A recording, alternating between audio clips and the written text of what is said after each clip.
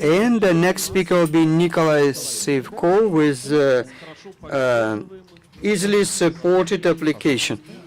It is not my application, it's your application. You should have easily supportable application that I'll be talking about.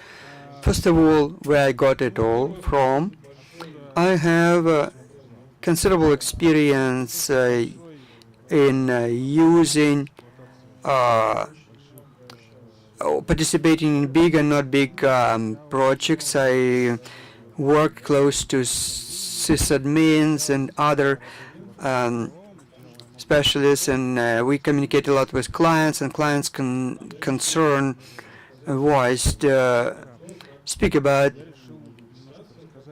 application difficulties they have, and I decided to speak about how to write application in a way that it will be easy in production, and also a person who provides support for that application in production would find it easier to do. Who are developers among you? Admin, sysadmins? Okay. And now we set a goal, first of all. A developer is writing some software that would carry out some business functions, software, and admin is somebody who would be then supporting this code. Then given it as a ready product, he didn't write it, he was not involved in development, but any questions related to why it's down will be then handled by admin. From the expert assessment point of view, it is different specialists. They have different point of view, different background sometimes, and also they have different results of their work and different job descriptions and so on. How developers looked at that all, I can describe, because I myself was originally admin, but later I started to code. So developer community, we receive certain requirements, we write code to carry out that operation or function, we do testing, we then demonstrate it to the client, we configure it as product to transfer to the client as a deliverable, and then code starts a life of its own. Admin or somebody else would administer that and support it, and there'll be some bugs found, or they would introduce something to the system which creates bug, and the application is down, and then the circle could be repeated. They come back to us, and we redo that. It's like you're sleeping in a warm, nice bed, and then you wake up and something doesn't work, and you have this headache all of a sudden. We are called to repair, to do something about it. We come to the client, we see that resources are consumed, in the blocks there is nothing, and we see just symptoms. In a number of supported systems monitored by us, we see that the behavior of the application is not proper. We don't have any additional diagnostics. We call developer. Developer says, I have to see, I don't know immediately the answer.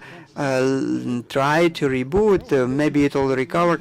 And then I guess business community would like developers to be more involved emotionally, that they will feel bad when their code doesn't work properly. But if we speak now about DevOps, for example, if programmers are called to do administrative function in such case, and admin normally have their own range of issues, like sometimes updates are difficult, sometimes deployment takes time, sometimes they do it too often. Developer doesn't want to know. The microphone is down.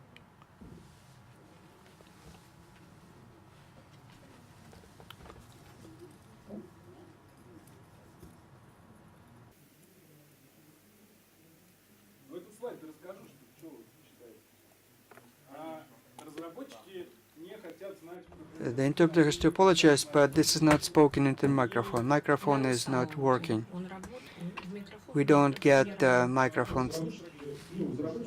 Okay, developers like abstraction, and they, not they, but actually it was invented to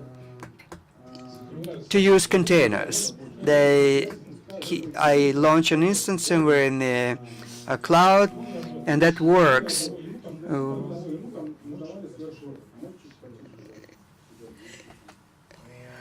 And some resources provided for that, and we believe that the code is works. And developers decided to do everything, also auto scale and auto discovery, central configuration. Central configuration system should be resilient, and that's why it is distributed. There are consensus protocols involved, and as a result, under the aegis of growing the system, adding more and more hardware, that all will be scalable and will work in expanded scale as well. But business was not after that from the beginning. I'm speaking about one problem of business. Production for them is most important. If you have business related to internet or online services, if a system is down, then your revenue stops coming. And if this problem is difficult to resolve, it takes time, and we, of course, are interested to spend as little time between the problem is discovered and it is resolved. And if we don't know the reason, the problem, we have to investigate, and of course we have to prevent that it doesn't repeat itself in the future. In the ideal world, DevOps is that people who think also about production stage when the code is operational and which problems could occur there in the future, so that they foresee that and make it more resilient. But in reality, if you spend not enough time to develop to write the code, that would not be reliable. And now about diagnostics. I tried to do an overview of that. Postgres and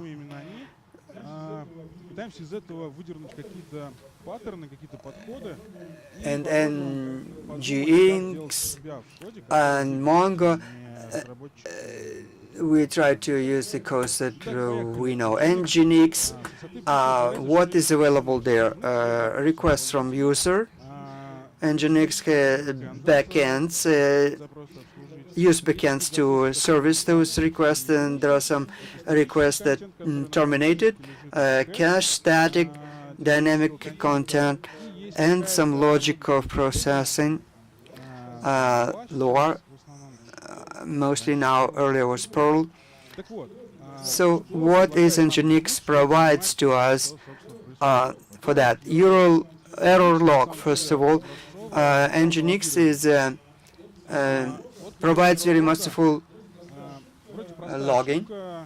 Even simple mistake, upstream timeout, for example, when we didn't wait for a reply from backend, we logged it anyway. Even that mistake, we look at which address was affected, we know which backend was not replying.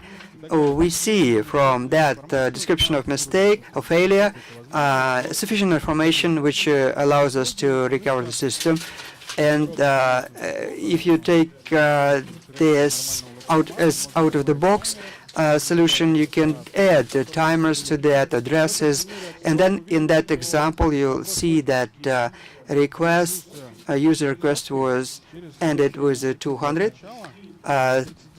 So many milliseconds from the beginning, so many milliseconds we were waiting for a reply, and then there was timeout, and then we got 200 from that and transferred it to the user. We fully understand from the description what has happened, And this is a completed request anyway.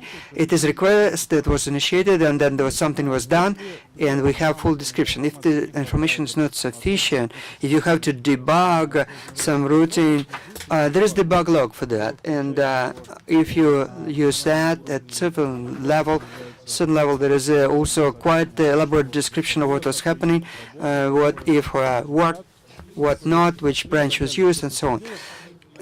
But because under load, to switch it on for all users is quite costly, we can switch it on for certain client in our IP system. Cyclic buffer and memory we could use for that. Then in a more controlled way, we can get it onto the disk. There is a status. Step status is the connection counter. It's almost useless. It was done in an offhanded way. Everybody thinks that that's nginx monitoring, but it's not true. What's very hard to grasp in nginx, like blank spots. It's difficult for us to figure out for how much time we were waiting for the disk, and we're reading the data, we're writing the log if we get onto the disk synchronously until we're waiting for the disk response. For all the customers, latency keeps growing, so it's very difficult to figure out for how long we had to wait for a disk. It's very difficult to figure out in nginx. Otherwise, it's quite a necessary timer. Another IO loop blockings, it's the nginx logics. It's also user logic. It's possible to make at front end if it's not more than 1 millisecond only. But users are different and developers are different, so there is no way of knowing that your important script will be for 10 milliseconds in management. And on all the queries, latency will keep up growing. There are other implications as well when you have got a limit on the quantity of requests per second based on IP address or other criteria. There are some parameters when you just the query from this user group starts slowing down artificial, and request time in the log is going up. Maybe it's the customer channel which is stuck or whatever, but actually in nginx the diagnostics is quite good. Mongo. What's database? It's rather difficult to tell you within a brief period of time, so I'll speak about the major things. There are resources it works on in Mongo. So Mongo offers the following. It's for monitoring and other things. It offers different metrics and different counters and different levels of digitalization. Let's say it's at the server level, server status, server-wide metrics. On each database, it shows indices and all the rest. And so there are lots of queries for those counters about engines and just different parameters on top of that, different metrics. As to queries, Mongo has got a query profiler, and in this query profiler, each specific query could be introduced. You can have profiler for all the queries, or for slow, like 100 milliseconds would be the cutoff figure. Then those queries are profiled in great details, and they are compiled into a collection which is cyclically rewritten. But the problem is that in the documents it says that it could slow down your Mongo, so you should switch it on only from time to time when you can figure out what goes on. This is the bad approach, because I want to know what was on my server always. So we might think that the diagnostics on the query, Mongo has none of that. I try to figure out what's wrong. Lots of counters, lots of metrics, but when you try to figure out what each one of those means, I figured out that on boom filter maybe I have the wrong false positive. So as Mongo user, I cannot impact it one way or the other. I tried to understand what DBA Mongo can do. May figure out that an evil query came along and it may kill that bad query, or it may figure out that the query is bad in principle, and to set it up on to just so I'll figure out that the data in Mongo is lying in the wrong way. I should change it, or maybe we're stuck with the resources. Then we're in shortfall of resources. We might add up resources, but Mongo doesn't provide us with answers on that. You don't know which query is here, or we cannot kill a query. We can only reboot Mongo, which queries are most resource intensive. We can only figure out with a profiler, but we cannot switch it on because it will kill everything. So we cannot figure out all the queries which are stuck. So this is bad about Mongo. As to Postgres, the world is much richer than that, but I don't want for us to be stuck on that. So PostgreSQL has got all the data statistics about the data, what it does. It's all in that system. As to the tables, how much they take, the vacuum, inserts, deletes, which come along, viewers, pages, statue, all tables, indices on different statue, matrices, queries for this or that table, hit read, thread on cache memory, everything is there. As to queries, Postgres splits them into current pages stat activities. You can see all the queries which arrive, when they started, what's their current state. If someone is holding your query, it's in the log, or the query is waiting for another log,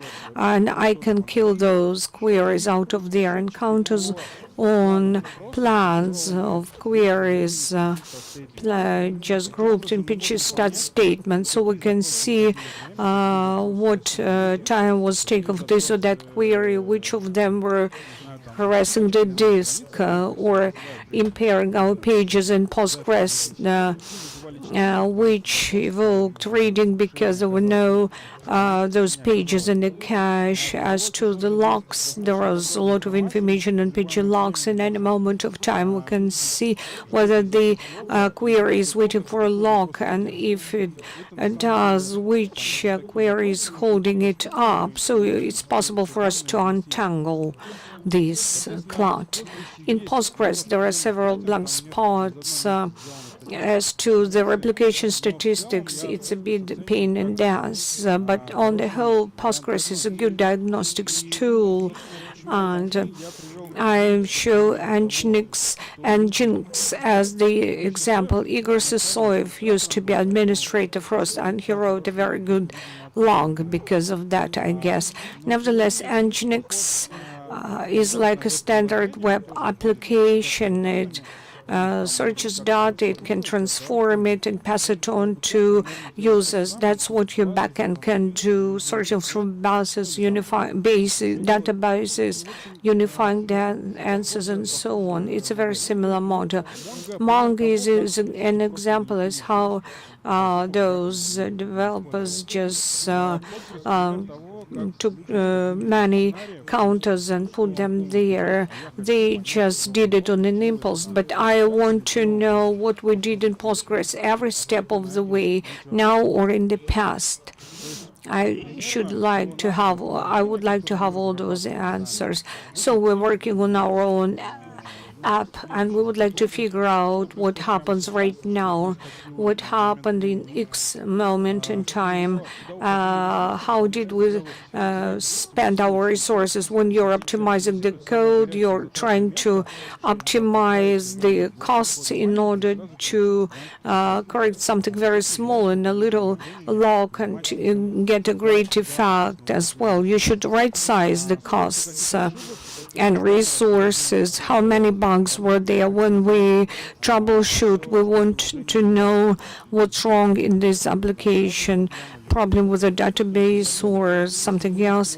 If we were going from one app to another, we should describe where we had been, what we achieved, pros and cons, success or bug, how much time it took us for troubleshooting or debugging. That way we can calculate our resources. And if you didn't like anything, what exactly, like Patrick text, the why Patrick request, it's way more useful to write down, like, I expected to see such and such header, but I never saw him, something like that. So approaches I have identified, it's something like thread, stack dump, and analogs, whatever you call it, in order to dump what happens now. To get the snapshot, current snapshot. It's long as the way to know what we did, what we liked, what we didn't, how resourceful it was, resource intensive it was, and counters, timers, and so on. In more details on each one of those approaches, thread, dump, it's instantaneous snapshot in what type of the code this stream is. It's more about runtime, but not your code. And what just it's about downtime sometimes as well. Thread dump is more about runtime, not your code. It's the platform on which it's launched, JVM or Python or whatever. And also, I would like to identify something else. It's scoring analog. It's not about threads or codes. It's just the snapshot of what has been happening now. So in Java, thread dump is embedded. Is just the signal sent to your procedure Java, and it shows you the thread and different types of the code, its state, whether it's waiting or it's exercised now. And in Golang, there is a profiler which can work in production, so you can get the information from there. And examples about the platform. I'm not an expert in all the platforms. I've written this down, but everybody has got this approach as to high-level analogs. It's Postgres, pages, stat activity. You can see queries exercised now, their state, logs, non-logs, MySQL, analog is show process list. You can see the queries exercised now, Apache now because it's mod status. If we actually set PHP, we see the users, the time, so logs. Log is not just one-fit-all recipe. So it is hard to write logs correctly. So correctly would be when we write necessary and we don't write superfluous. Some recipes, like yes, I say, you deal with the challenges the way they evolve. There are several scenarios, again, I reiterate, about logs. Let's say you come along and there's an incident, a log scenario, you see in log nginx, you see get URL HTTP, it's 504 because they were waiting for backend 010141 0.101 millisecond and thought that was all. What are you going to do? You would like to read the log of this backend 192.168.1.1 log by this inquiry. But what is this inquiry? What is this specific query for 101 millisecond? What did it do specifically? You don't know, but there is quite a commonplace approach, although it's not used by anyone. I'm not going to reinvent the wheel, but this is the way of assigning all the queries unique IDs from different fresh versions of nginx, or out of the box. It was be variable request ID and access hook, and then you send on those headers, and backends may write it in every string of the log about this query, or it could be sent to the boss. To the database. So it's about the fact that in the log we can find that we receive 501 on request 1, we get to the backend, and we see that we were waiting for that database, we never got it, so the client detached by timeout. In the database we can see that it was for 147 milliseconds to process this query. Then we do the explanations of what happened on the base, but why backend worked the way it did. We understand it, at least. This is a very simple case which may drastically improve the troubleshooting. So log, bottom line, it's necessary to distinguish inquiries from one from another, from each other. Request ID, maybe we should figure out which requests are being exercised but not finalized yet. Sometimes it's necessary when queries occupy a lot of time, when timeouts are not set in a good way. So if it's started but it's not yet finished, it's stuck. So remote resource does not respond or something like that. So we write not only the finished actions.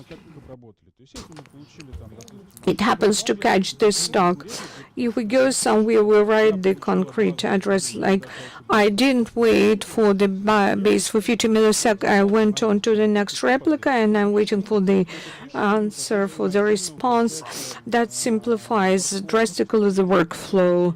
Instead of seeing the mistake and looking at the code, which cases could be used to process it, you'll see right away to which branch of the code you have been heading towards. A network is unstable. We should measure time, and we write all the mistakes and how they were processed. If you've got some SP bounds, computations which might retard, depending on the input data, you should measure that time. So we measure the time of significant operations. Logs create loading. It would be stupid not to write logs, but we can write logs at different levels, but we should be aware that we should not overload the application, and we can reswitch the levels of logging if the application enters a bizarre stage. So by restart, you could be able to deal with that. If there is a different levels of logging, then we need switching handle without restart. It is possible to clean parsers as well. Metrics and applications, it's counters of events like queries, bugs, timers. You may store histograms or the sum of times, and then you get them into monitoring, and you work with the threads of events. Vis-a-vis logs, we already lost the knowledge about specific query with specific ID. Well, is a part of information in comparison with the log, but it's much cheaper than logs, much cheaper. We don't have to write each event, and there are certain things which we don't even need. So out of those metrics, we may make different flowcharts, place alerts, and just understand what goes on. Metrics and applications and tools, there are two major approaches. Your lang metrics in order to instrument your apps. In Python, there is visit timer, decorator, and automatically it shows the counts. For all the programming languages, it's metrics, Go metrics, Python metrics, Java metrics, and statsd.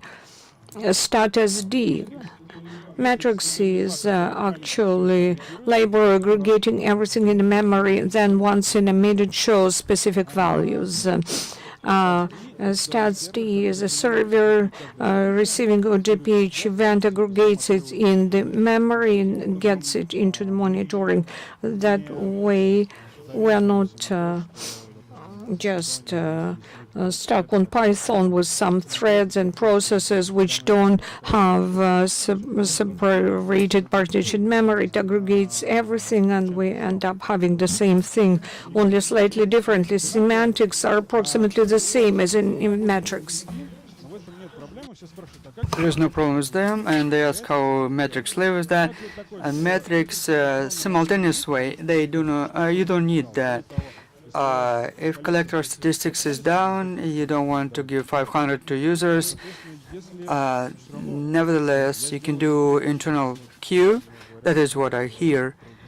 I will do the queue and then would go piecemeal, eliminating that, and then there is limit to the queue length and what you do. If it exceeds that limit, you need to know beforehand. You have to think about that. Semantics is as follows: that you just take a counter, a meter, and try to increment it in your code. In this way, you get metric monitoring. In Golang, there are different approaches. And you can call up function and look at counter or measure time yourself and transfer those measurements. The same case with HTTP. We collect timer data, different stages, so how much you're waiting for the base, for cache, or how much rendering took and time, and we see that the database was actually fault, and the question can be answered very easily, very quickly about metrics. Metrics can be flat when you have an initial key that allows to measure it again. And the metric, there is a metric 2.0 is more detailed metrics. Is you can find it in Google. It's when you also add information about physical type and times of access to database. You want to calculate it separately for different hosts and types of requests also. In this way, you get not just the key, but the key with labels, with additional information, and you could do requests like show me top 5 handlers and maximum time of waiting from base database. And about Golang metrics, timers are most expensive there, and not because of time of day, of course, but this implementation also provides a very smart histogram. Timers were included in the histogram, and that was presented as a compact view.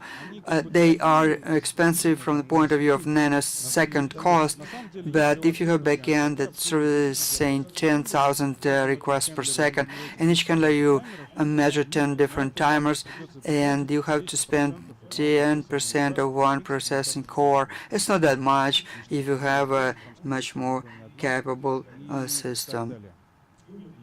Conclusions. I'm trying to be as fast as possible. DevOps, you need to start with diagnostics. After you are able to answer what is wrong with your code, you could do Dockers, you could do microservices, you could do everything else. Diagnostics is not something complex. When you don't know how to do it, you can use scenarios of use. You want to remember what that would be used for, and that should be defining your diagnostics. Thank you. That is all for myself. Thank you, speaker. How about questions? I can say probably why questions are not that multiple, because the next item is coffee break. And everyone has already a need for coffee. No caffeine, lack of caffeine.